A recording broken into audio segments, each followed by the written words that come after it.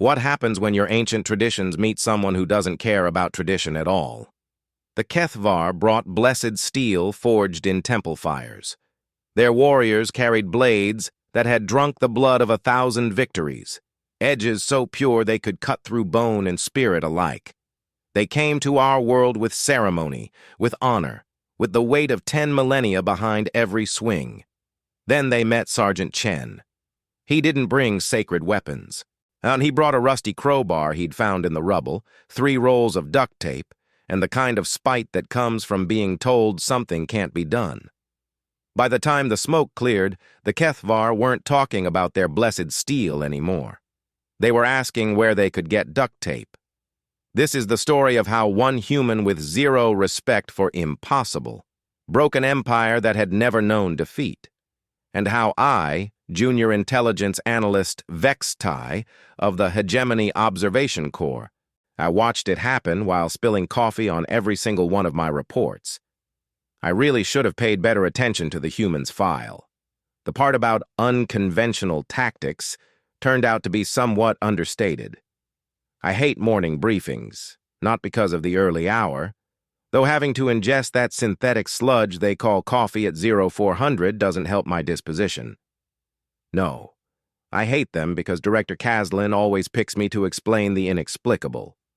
To Analyst Vextai, her voice cut through the chatter like a ceremonial blade through silk. Your thoughts on the Kethvar situation? I fumbled my data pad, caught it, and promptly knocked over my coffee. The brown liquid spread across my notes like a miniature flood. Perfect. Well, I dabbed at the mess with my sleeve, buying time. The Kethvar Coalition has issued their traditional challenge to the human settlement on Kepler 442b, standard honor dual protocols. A winner takes the mining rights. And? The director's 4 eyes bored into me. I could feel my tail twitching, a nervous habit I'd never quite controlled. And the humans accepted. Murmurs rippled through the briefing room. Even I had to admit it was insane. The Kethvar didn't lose honor duels. Ever.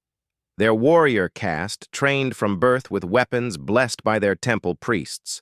Their champion, Swordmaster Velthak, had won 47 consecutive challenges across 3 systems.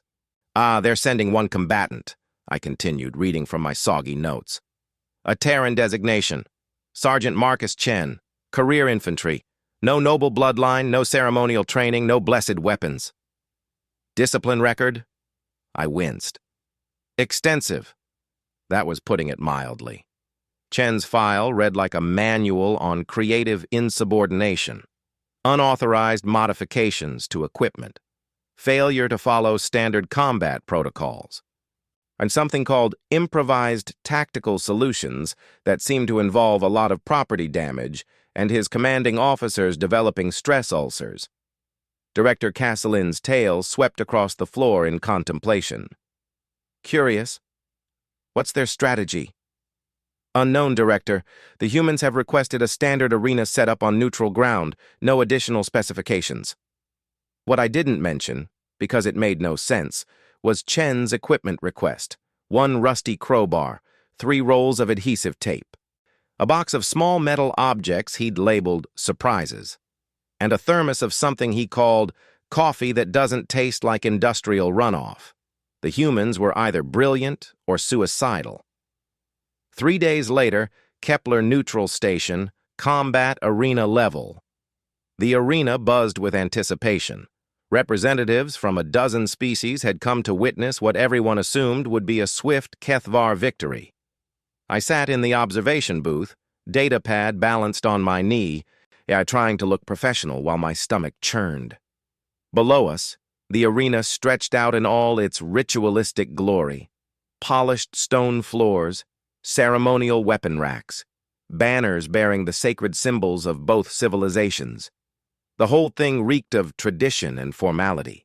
Swordmaster Velthak entered first. Sweet ancestors, the Kethvar knew how to make an entrance. Velthak stood 8 feet tall, his scaled hide gleaming with ceremonial oils. And his weapon, a blade forged from star metal and blessed in the sacred fires, caught the arena lights like captured lightning. The crowd murmured in appreciation as he performed the traditional kata, each movement precise and deadly beautiful. Then Sergeant Chen walked in. He looked ordinary. Average height for a human. Brown hair that needed cutting. Fatigues that had seen better decades. He carried his requested items in a battered canvas bag that looked like it had survived several wars. And the crowd fell silent. Not in reverence, in confusion. Velthak spoke first, his voice carrying across the arena with ceremonial weight. Human warrior. I am Swordmaster Velthak of the Blessed Caste, bearer of the storm-forged blade, victor of 47 sacred combats. I offer you the honor of dying by blessed steel. Chen set down his bag, scratched his neck. Huh, that's a lot of titles. He pulled out the crowbar, a flat piece of metal with one curved end. I stained with rust and gods knew what else. I'm Sergeant Chen. This is my crowbar. It's not blessed, but it's killed way more things than your fancy sword. I nearly choked on my coffee. Was he seriously trash-talking a Kethver swordmaster? Velthak's crest flared in what I'd learned was either battle rage or profound insult. Hard to tell with their species. You mock the sacred traditions. Nope. Chen started wrapping sections of his crowbar with the tape. Just being practical. The referee, a hegemony official who looked as confused as the rest of us, called for the combatants to take positions. Standard arena rules. No projectile weapons. Victory by incapacitation or yield. Begin on the signal. I activated my recording equipment and settled in to document what I assumed would be a very short fight. The signal chimed. Velthak moved like liquid lightning, and his blade singing through the air in a perfect arc meant to separate Chen's head from his shoulders. Chen wasn't there.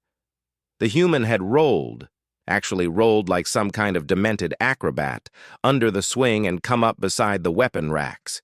His hands moved faster than I could track, grabbing something from his bag and... The explosion wasn't large, more of a sharp crack than a boom, but it filled the arena with dense, choking smoke that smelled like burned electronics and regret. What the hell? Someone shouted from the stands. Through the murky haze, I caught glimpses of movement, the sound of metal on metal, a surprised roar from Velthak, something that might have been human laughter. When the smoke cleared, both combatants were still standing. Velthak looked magnificent and furious, his blade held high in a defensive posture. Chen looked like he'd been wrestling with machinery. His fatigues were torn, he had a bleeding cut on his forehead, and his crowbar now sported several dents. But Velthak's perfect blessed sword was wrapped in duct tape. Not just wrapped. I could see from the replay later that Chen had somehow managed to bind the Kethvar's weapon to his own crowbar during the chaos.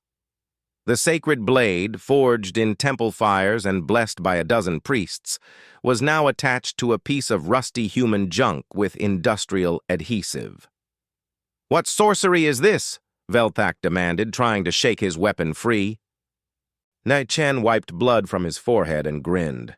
It wasn't a pleasant expression. No sorcery, just good tape. The crowd erupted. Half were shouting about sacrilege. The other half were trying to figure out what they'd just witnessed. In the observation booth, Director Castellin leaned forward with an expression I'd never seen before. Interest. Analyst Vextai, she said quietly. I want a full technical breakdown of whatever the human just did. I looked down at my notes, and they were soggy with spilled coffee and completely useless for explaining the impossible thing we'd just witnessed. Yes, Director, I managed, though I suspect this fight isn't over. Below us, Chen was pulling more items from his bag. Velthak was working frantically to separate his blade from the human's improvised weapon. Neither of them looked ready to quit. The arena crowd pressed against the barriers, everyone wanting a closer look at the human who'd just turned a sacred duel into something else entirely. Something unpredictable. I refilled my coffee, The real stuff Chen had somehow procured was infinitely better than our synthesized swill, and prepared to document whatever came next.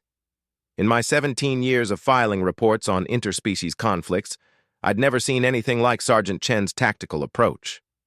I had a feeling the Kethvar hadn't either. End of part 1. Personal note: need to requisition better coffee for the observation deck. Also add human improvisation tactics to mandatory training curriculum. The director seemed very interested in Chen's methods. Also, buy stock in whatever company makes that adhesive tape.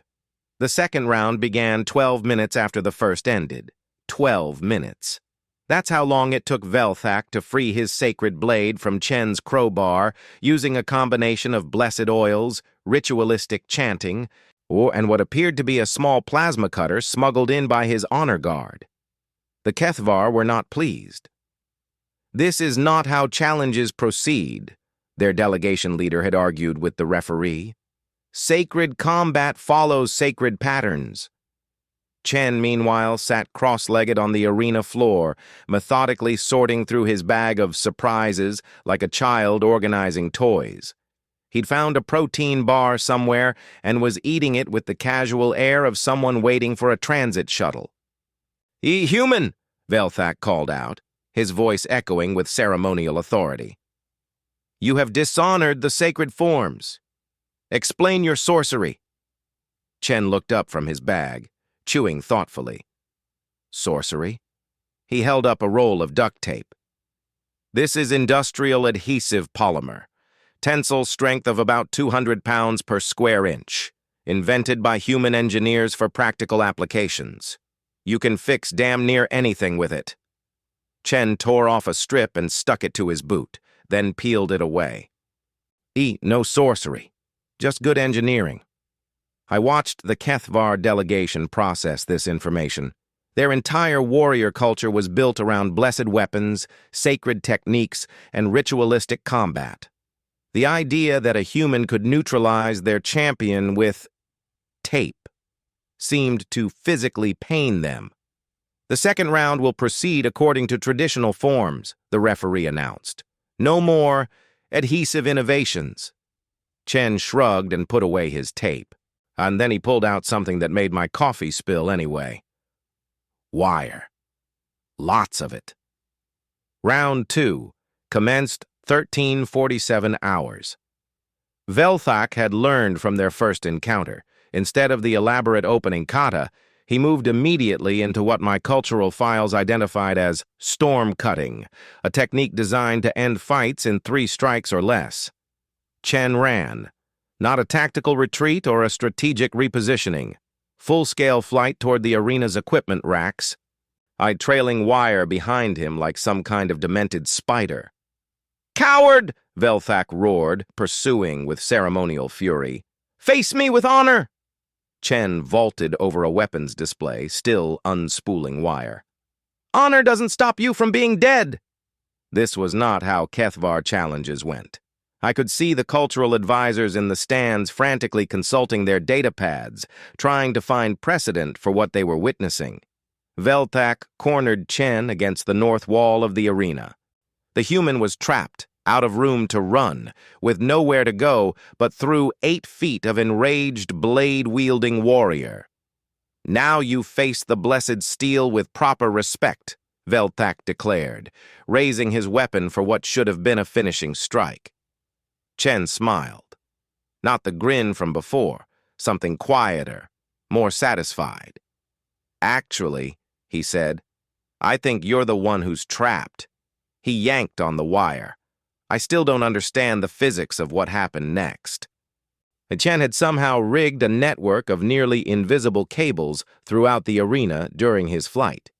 When he pulled his makeshift trigger, the entire weapons display rack pivoted, swung, and crashed into the ceremonial banner posts, which triggered a cascade effect that brought down half the decorative architecture in the combat zone. Velthak found himself standing in a maze of fallen banners, twisted metal, and scattered weapons, with Chen's wire network wrapped around his legs like mechanical spider silk. "Impossible," breathed someone in the observation deck. Chen picked up his crowbar, which had somehow survived the chaos unscathed, and approached the trapped swordmaster. "You know what I learned in 17 years of infantry service?" he said conversationally. "Environments are just weapons you haven't figured out how to use yet." Velthok struggled against the wire restraints. His blessed blade could cut through them, but only one strand at a time, and Chen had used dozens. "This is not honorable combat." "No," Chen agreed, "but it's effective." He stood over the Kethvar champion, crowbar resting casually on his shoulder. "You yield?" The arena had gone completely silent. Even the environmental systems seemed to have paused out of respect for the moment. Velthak looked up at his captor, then at his own weapon, tangled uselessly in wire, and then at the chaos Chen had wrought from a simple equipment display. He began. Stopped. Tried again. "How?" Chen helped him untangle the wire restraints. "Practice. And really good hardware stores." He offered Velthak a hand up. After a moment's hesitation, the Kethvar warrior accepted it. "Your techniques," Velthak said as they worked together to clear the wire. "Where did you learn them?" "Everywhere." Chen retrieved a water bottle from his bag and offered it to his opponent. Every fight teaches you something. Every environment has possibilities. You just have to pay attention." I was taking notes frantically, trying to capture the technical aspects of Chen's approach, but watching them work together to clean up the mess, I realized I was missing the important part. Chen wasn't just winning fights, he was redefining them. Post-combat analysis, director's conference room, 1600 hours. "Explain it again," Director Caslin said. Slowly. I'd given this briefing 3 times already, but I understood her confusion. My own notes read like fiction. "Sergeant Chen used the arena's own infrastructure against his opponent," I repeated. "He turned decorative elements into an improvised trap system. No prohibited weapons, no violation of the formal rules, just creative interpretation." And the Kethvar response? That was the interesting part. "They've requested a 3rd round." The director's 4 eyes widened. They're continuing the challenge?" "Not exactly." I consulted my freshest data pad. "They want to know if Sergeant Chen would be willing to teach their warriors his techniques." Dead silence in the conference room. "The Kethvar," said Senior Analyst Morden, "want to learn human tactics?" "Specifically, and they want to understand what they call chaos integration, the ability to use unpredictable elements as strategic tools." Director Casalin's tale swept in what I'd learned was her thinking pattern. This could change everything. She wasn't wrong. The Kethvar Coalition was one of the most traditional military cultures in the known galaxy. If they were adapting human techniques... "What's Chen's response?" she asked. I pulled up his official statement. Quote, "Sure, but we're going to need a lot more duct tape and better coffee, definitely better coffee." Personal observation, 1847 hours. I found Chen in the station's observation lounge, staring out at the stars with his thermos of the good coffee. He'd cleaned up since the fight, no more torn fatigues or bleeding forehead, but he still carried that canvas bag like a security blanket. "Mind if I join you?" I asked. He gestured to the empty chair beside him. Free galaxy." We sat in comfortable silence for a while. Outside, Kepler 442b rotated slowly in the viewport, its surface dotted with the lights of mining settlements. "Can I ask you something?" I said finally. "Shoot." "Why did you help him, Velthok? You could have won right there." Chen sipped his coffee, considering. "You ever been in a real fight? Not a duel or a challenge, a fight where people die." "No." "I have. Too many. And you know what I learned?" He looked at me with eyes that had seen things I couldn't imagine. "Defeating someone isn't the same as beating them. Velthak is a good warrior, just needs to think bigger." "So you're going to teach him?" "Teach them all, if they want to learn." Chen stood, shouldering his bag. Galaxy's getting more dangerous. Traditional warfare won't be enough forever. I thought about that as he walked away. And about the implications of human tactical thinking spreading to other species. About what that might mean for the balance of power in our sector. About how one human with a crowbar and some duct tape had just changed the course of galactic military doctrine. In my report that night, I recommended promoting Chen's file to priority alpha status. I had a feeling we'd be hearing from Sergeant Chen again. I should have known Chen wasn't finished. The third round wasn't a fight at all, and it was a seminar. Chen had convinced the arena officials to convert the combat zone into what he called a practical workshop. The weapon racks were pushed against the walls. The ceremonial banners were replaced with diagrams showing stress points, leverage mechanics, and something labeled Environmental Asset Utilization Theory. Velthak sat in the front row, taking notes. Traditional combat doctrine, Chen was explaining to an audience of confused Kethvar warriors, and assumes your environment is neutral, background, scenery. He walked over to a standard support pillar and rapped it with his knuckles. This pillar isn't scenery. It's a fulcrum. It's cover. It's a weapon if you hit it right. Everything around you is a tool waiting to be used. One of the younger Kethvar raised a scaled hand. But the sacred forms teach us to focus on the opponent, to block out distractions. Sure, Chen nodded. That works when you're facing one enemy in a controlled environment. What about 20 enemies in a collapsing building? Or when your blessed blade breaks and all you have is rubble and determination? Silence. See, here's the thing about humans, Chen continued, settling into what I was beginning to recognize as his teaching voice. We didn't evolve with natural weapons. No claws, no armor plating, no poison stingers. So we learned to make weapons out of everything else. He picked up his battered crowbar, holding it almost reverently. This isn't special metal. It's not blessed by priests or forged in sacred fires. It's just iron and carbon shaped for a practical purpose. But it's killed more enemies than any ceremonial blade because it's reliable. Because I understand it completely. Velthak leaned forward. You speak of weapons as if they were alive. Not alive, Chen corrected, but part of you. When I pick up this crowbar, I know exactly how it will move, where it will break, what it can do. That knowledge is more valuable than any blessing. I was recording everything, of course. This kind of tactical philosophy exchange had never been documented between human and Kethvar forces. The implications for future military doctrine were staggering. But watching Chen work, I realized something else was happening. He wasn't just teaching tactics. And he was teaching a completely different way of thinking about conflict. Day 2 of the workshop. Today we're going to talk about failure, Chen announced. The Kethvar warriors shifted uncomfortably. Failure wasn't a concept their culture discussed much.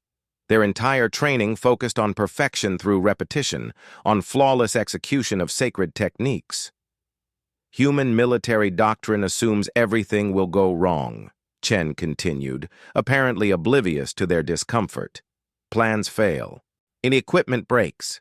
Your sword gets stuck in a wall and you have to fight with your boot knife while hanging upside down from a damaged starship. One of the warriors, I'd identified her as Senior Blade Kethmaya, spoke up. Surely proper preparation prevents such scenarios. Chen grinned. You'd think so, but the universe is creative about finding new ways to mess with you. He pulled out a battered tablet and projected a holographic display showing what appeared to be a combat engagement. This is from my service record. 3rd Battle of Proxima Station. My squad was tasked with defending a critical junction against enemy breakthrough. We had excellent weapons, solid defensive positions, and a perfect plan. The hologram showed human soldiers in prepared positions facing an approaching enemy force. 30 seconds into the engagement, an equipment malfunction vented atmosphere from our section. Our perfect defensive positions became death traps. Half our weapons stopped working in the cold. The plan was useless. The projection shifted, showing the chaotic aftermath. Soldiers improvising cover, fighting with improvised weapons, using environmental hazards to their advantage. So we adapted, used the venting atmosphere to create concealment, turned the cold into a weapon against enemy equipment, fought with whatever worked. Chen paused the projection. We held that junction for 6 hours with broken gear and no plan. How? Velthak asked. Because we were trained to expect failure and work through it, to see opportunity in disaster. I watched the Kethvar warriors absorb this concept. Their culture prized perfection, honor, the flawless execution of traditional techniques. The idea of planning for failure seemed to physically pain them, but they were listening. Day 3. Practical exercises. This was where everything went sideways. Chen had convinced the station administrators to let him set up training scenarios in unused cargo bays. The Kethvar warriors arrived expecting formal sparring sessions. Instead, they found obstacle courses built from shipping containers, jury-rigged lighting that flickered randomly, and Chen wearing that satisfied smile that meant trouble. "Today you learn to fight when everything goes wrong," he announced. "Weapon failures, environmental hazards, equipment malfunctions. Welcome to reality." The first exercise was simple in concept. Navigate the obstacle course, disable 3 targets, return to start. Standard warrior training, except Chen had booby-trapped everything. The first warrior, a young male named Varthek, charged into the course with traditional efficiency. He made it exactly 12 feet before stepping on a pressure plate that activated a spray of sticky foam, trapping his feet to the floor. "What sorcery?" he began. "No sorcery," Chen called out from his observation position. "Just physics and cheap industrial adhesive. How are you going to adapt?" I watched Varthek struggle for several minutes, trying to free his feet using traditional techniques. Finally, in frustration, he tore off pieces of his ceremonial armor and used them as platforms to step out of the trap. "Better," Chen nodded. "Now keep going." By the end of the first day, every Kethvar warrior had experienced equipment failure, environmental hazards and tactical situations with no standard solutions. They'd learned to fight with broken weapons, improvised tools, and whatever materials were available. They hated it. They also kept coming back. Personal conversation, Day 4 Station Commissary, 2,000 hours. I found Chen sitting alone with his perpetual coffee and a plate of what looked like military rations. The commissary was nearly empty. Most species preferred their own cultural foods to the synthesized standards. How do you think it's going?" I asked, settling into the chair across from him. Chen looked up from his tablet, where he was reviewing footage from the day's exercises. "Better than expected. They're starting to think differently. Some of them are talking about dishonor," I mentioned, "using broken weapons, improvised tactics. It goes against everything they were taught." "Yeah." Chen took a sip of coffee. That's the point." He pulled up a holographic display showing the Kethvar Coalition's recent military engagements. "Look at their losses over the past 5 years. 60% casualty rates against adaptive enemies. 80% equipment loss when they can't maintain supply lines." The numbers were brutal. The Kethvar military, for all their skill and honor, were being outmaneuvered by opponents who didn't follow traditional rules. "Their sacred techniques work fine against other honor-based cultures," Chen continued. "But the galaxy is full of species that don't care about fighting fair. Pirates, raiders, the Void Syndicate. You can't defeat chaos with perfect form." I understood what he was trying to do. But watching the Kethvar struggle with concepts that violated their fundamental beliefs. "You're asking them to abandon their entire cultural identity," I said. Chen was quiet for a long moment. "No, but I'm asking them to expand it." He showed me another display, this one showing historical human military development. Humans have used the same basic weapons for thousands of years. Blades, projectiles, explosives. The technology changes, but the principles stay the same. He zoomed in on a section showing adaptive tactics throughout human history. What changes is how we use them, how we think about them. A sword is always a sword, but in the hands of someone who understands improvisation, it becomes a dozen different tools. You think they can learn that? Velthak figured out how to use arena architecture as a weapon, Chen pointed out. He's already thinking like a human. He just doesn't realize it yet. Final day. Integration exercise. The last workshop session took place in the main arena with full observational staff present. Chen had set up what he called a comprehensive scenario. Multiple objectives, environmental hazards, equipment failures, and opposition forces all running simultaneously. The HFY warriors would work in teams to complete objectives using anything available. No restrictions on techniques, no points for style or adherence to tradition. Pure problem-solving under pressure. I watched from the observation deck as Velthak led his team into the chaos Chen had prepared. They faced their first equipment failure, disabled weapons, within 30 seconds. Instead of trying to repair their traditional armaments, they immediately began improvising alternatives. Velthak used a piece of structural debris as a club. Kethmaya turned her damaged blade into a cutting tool for obstacles. They moved through the scenario like water flowing around rocks, adapting to each new challenge without hesitation. It was beautiful to watch. When the exercise ended, the HFY team had completed all objectives in record time with 0 casualties and minimal equipment loss. Chen walked onto the arena floor, nor carrying his battered crowbar. Questions? Velthak stepped forward. Teacher Chen, we request formal instruction for our entire warrior caste. The arena went completely silent. All of them? Chen asked. Our enemies adapt, Velthak said simply. We must adapt faster. Chen nodded slowly. All right, but we're going to need a bigger arena, and a lot more duct tape. Entry 1851.11, final personal log, promotion orders received. Director Kazalin called me into her office this morning. It seems my reports on the Chen situation have attracted attention from Hegemony Command. Analyst Vex Tai, she said, congratulations.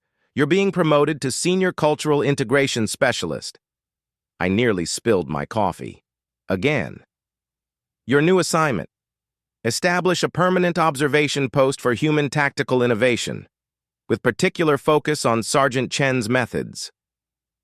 I accepted, of course, but I had to ask, why me? The director smiled, a rare expression that showed too many teeth. Because you're the only analyst who's managed to document Chen's techniques without calling them impossible. That suggests you understand something the rest of us missed. She was right. Over the past week, watching Chen work with the HFY, I'd realized something important. Humans don't see the impossible. They see problems that haven't been solved yet. Chen wasn't teaching the HFY to abandon their traditions. He was teaching them to see beyond the limitations those traditions imposed, and to understand that honor and effectiveness weren't mutually exclusive. The rusty crowbar sitting on my desk, a gift from Chen before he departed for the Coalition homeworld, wasn't just a piece of old metal. It was a symbol of human thinking, practical, adaptable, unbound by the constraints of what things were supposed to be. I've heard the HFY are already integrating Chen's methods into their military doctrine. Other species have requested similar training programs. The galaxy is changing. The traditional warfare is evolving into something more fluid, more adaptive. And it all started with one human who brought rust instead of sacred steel. In my final report, I recommended immediate expansion of human-alien tactical exchange programs. The director approved it within hours. Chen was right about one thing: the galaxy is getting more dangerous. But maybe, with humans teaching the rest of us to think differently, we'll be ready for whatever comes next. On personal note, the commissary has started stocking Chen's coffee brand. Apparently, the HFY delegation placed a bulk order. Cultural exchange through caffeinated beverages was not covered in my training. Also, hardware stores across 3 systems report unusual demand for adhesive tape and wire products. The Chen effect is already spreading.